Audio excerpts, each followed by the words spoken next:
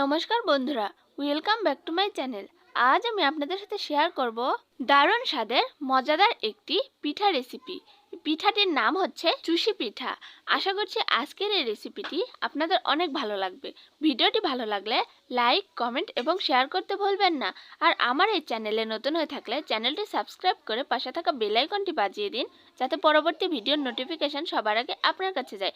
আমার এই চ্যানেলটি সাবস্ক্রাইব করে আমার এই ছোট্ট চ্যানেলটির পাশেই থাকার অনুরোধ রইল। তাহলে চলুন বন্ধুরা, ঝটপট ভিডিওটি শুরু করা যাক। এই চুষি পিঠা বানানোর জন্য আমি সর্বপ্রথম এখানে কি নিয়েছি তা আপনাদের দেখিয়ে দিচ্ছি। দেখতেই পাচ্ছেন বন্ধুরা, আমি এখানে নিয়েছি হাফ কাপ চালের গুঁড়া। এখন এই চালের গুঁড়াগুলো কাওয়া করে নেওয়ার জন্য আমি একটি পাতিলে কিছুটা পরিমাণে জল দিয়ে চুলার উপর বসিয়ে দিয়ে 1 চামচের মতো লবণ দিয়ে দিয়েছি। এখন জলটা খুবই ভালোভাবে ফুটিয়ে নেব। তারপরে এর মধ্যে আমি চালের গুঁড়াগুলো ঢেলে দিলাম। এখন অন্য একটি লাঠি বা হাতার সাহায্যে আমি আটাগুলো সুন্দর করে ঘেটে নিচ্ছি। দেখতে পাচ্ছেন বন্ধুরা, অবশ্যই এটা চুলার উপরে রেখে তারপরে ঘেটে নিতে হবে। আর চুলার আঁচটা একেবারে মিডিয়াম লোতে রেখে তারপরে এইভাবে আটার কাওয়াটা তৈরি করতে হবে।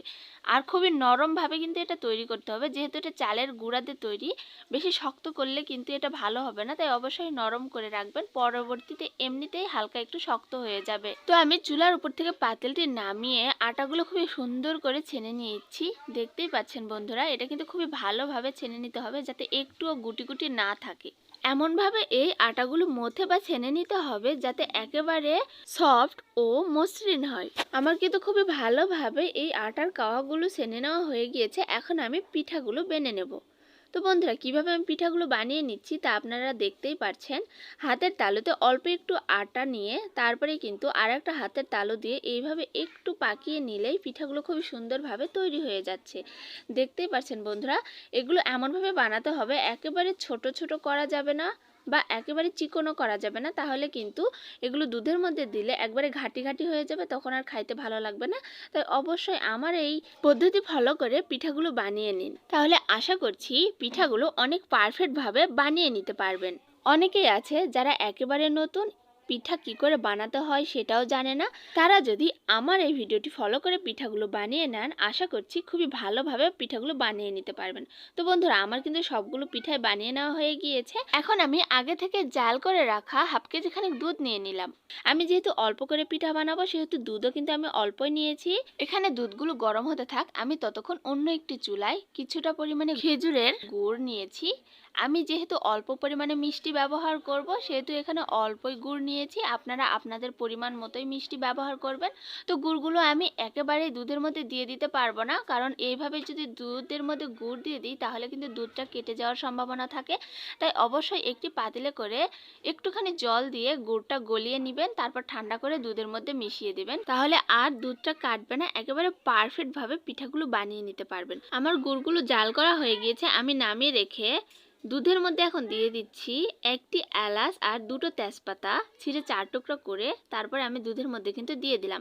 এখন আমি গুড়গুলো দুধের সাথে মিশিয়ে নিচ্ছি। এখন একটি হাতা দিয়ে খুবই ভালোভাবে দুধগুলো নাড়াচাড়া করে নেব। তো বন্ধুরা, আমি এখানে যে পরিমাণে গুড় নিয়ে নিয়েছিলাম সে পরিমাণে গুড় কিন্তু পুরোটাই একবারে দিয়ে দিয়েছি। তারপরে এর মধ্যে আমি দিয়ে দিলাম আগে থেকে বানিয়ে রাখা চুষি পিঠাগুলো। আপনারা হয়তো মনে করবেন যে দুধের মধ্যে আমি এলাচ আর তেজপাতা দিয়ে জাল কেন করলাম না। আসলে পিঠাগুলো দিয়ে দেওয়ার পরে তো অনেকক্ষণ পর্যন্ত একটু দুধগুলো জাল করতে হবে, আমি সেই জন্যই কিন্তু আগে থেকে আর দুধটা জাল করলাম না। দেখতেই পাচ্ছেন বন্ধুরা, কত ভালোভাবে কিন্তু দুধের মধ্যে বলক চলে এসেছে।